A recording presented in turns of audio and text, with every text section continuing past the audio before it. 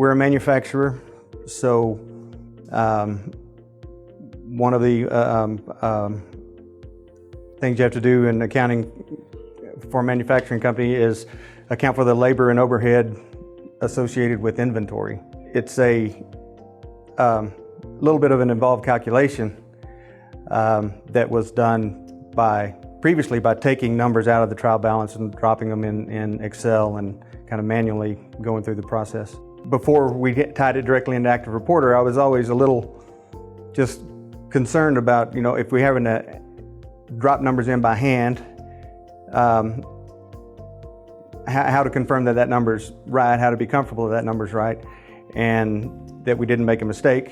And with ActivReporter, you don't have to worry about that because it's tied directly to the source.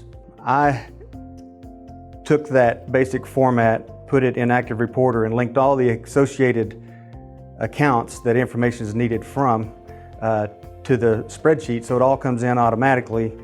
I can refresh it automatically, and it's a combination report. It reconciles all of my inventory accounts and calculates the associated labor and overhead that's going to be capitalized on top of that inventory, on top of those inventory balances.